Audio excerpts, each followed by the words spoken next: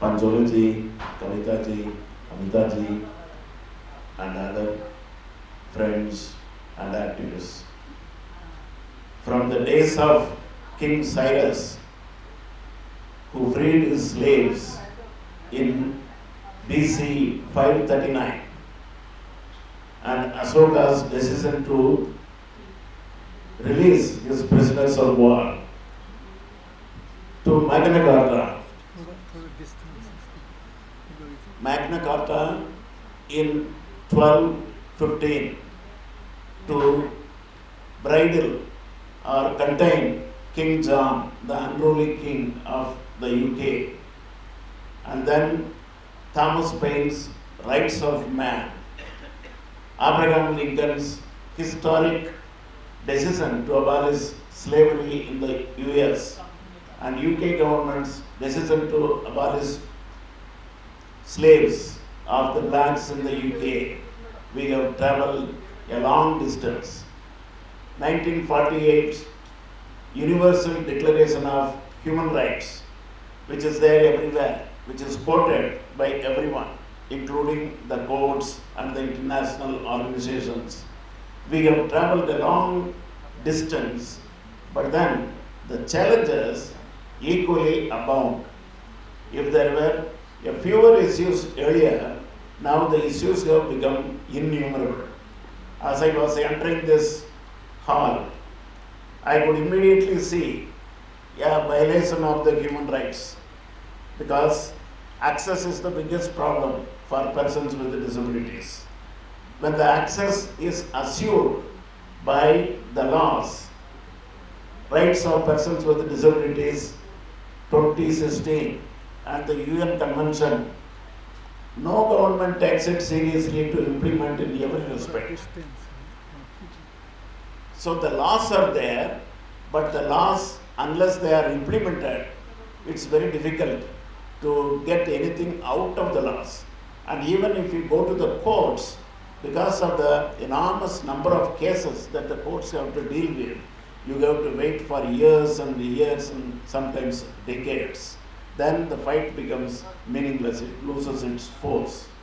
One small incident, in 2005, I happened to be in the Parliament Library building when the President of India at that time, Dr. APJ Abdul Kalam, was giving awards for secularist awards to activists.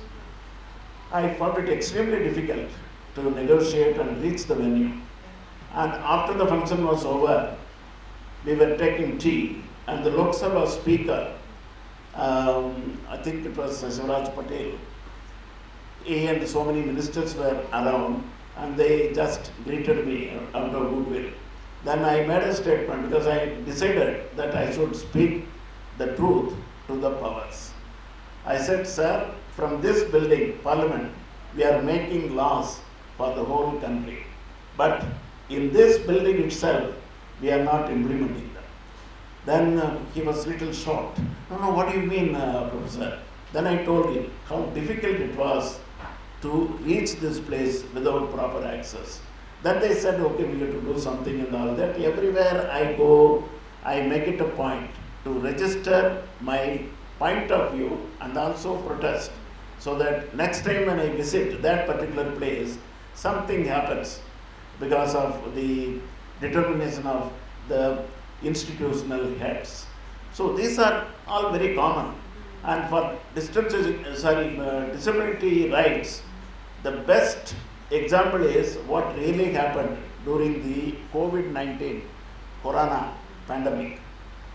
Even people with no disabilities, the so-called normal people, the government of India declared lockout after lockout. It's a different matter. Lakhs and lakhs of workers and the poor, they had to travel thousands of kilometers, and on the way they dropped out without food, without medicine, without rest. But for persons with disabilities, nobody cared. I was one of the sufferers, because when I still had 45 days to vacate my office premises, the declaration was done, first lockout, March 20th or 24th. But then it was extended and extended. 40 days gone. I was served notice by the university where I was the pro-vice chancellor. I was part of the law rules that were applicable to the residents. I myself wrote a letter to my vice chancellor. Now I may be allowed to remain there for 2 or 3 months, so that when the lockout is removed, lifted, then I will move on to an accessible place. They did not agree. I went to the Delhi High Court. Delhi High Court permitted me to stay for 2 months till June, but then the payment, whether it was according to the entitlement or market rent was to be paid, that was to be decided. Then the single judge said, no, you have to pay the market rent. My simple argument was, under normal circumstances, I would not have stayed even for a single day beyond the limit allowed to me.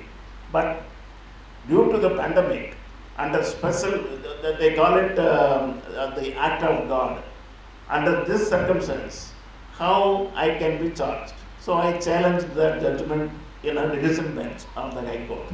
The division bench, after hearing every argument, giving all the hope that they would reverse the single judge judgment, they said, no, you have to pay the market rent.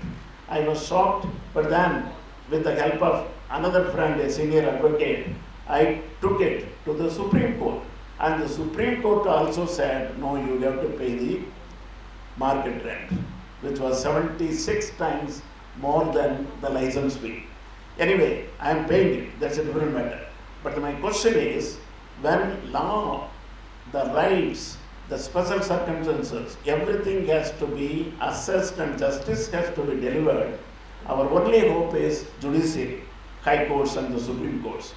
When the high courts and the Supreme Courts deal with these issues in such a manner, then where is the solution? That is one of the biggest challenges that I want to register here. Even if the judiciary doesn't have that kind of, should I say, spine or courage to ascertain justice for the people whose rights are violated, it's very difficult, whether it is prisoners or people who are arrested without any kind of justification, put people even with disabilities, 90% disabilities, they were put in jails without no facilities. All these things are the common knowledge. So my simple observation is, it's a question of power versus persons without strength.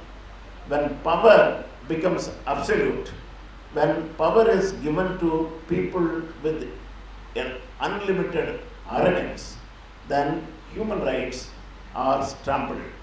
And this is the major problem. People are aware of the rights, and there are institutions, PUCL, and so many other organizations to uphold the rights of the people. But then, where is the crux? The crux is how to deal with power which doesn't have any limit. And when the power is given to arrogant ruling parties or arrogant rulers, what is the solution? This is the biggest challenge which all of us will have to think, and then the solution in my view is to educate the people, organize them, bring them on the street, as Kavitaji said.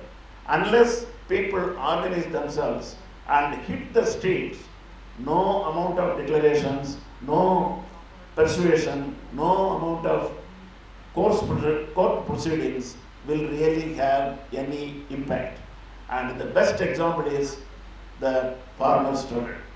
All the 3 unjust laws were withdrawn, not because of any mercy or any sense that prevailed on the rulers. It was possible because the people in great strength, they came and with the determination fought for more than 1 year, and the laws were withdrawn. But the trouble is, still the farmers have not got the justice. M.S. Swaminathan's committee report has not been implemented. The problem remains. The only thing is, unjust laws were at least withdrawn. So, keeping these things in view, my simple request to the organization like PUCL and all our friends and activists is to educate the people on different kinds of human rights, including disability rights, and make them aware of the importance to organize people and then fight. As long as injustice prevails, there is only one weapon that will make sense, that is determination to fight till the end. Thank you so much.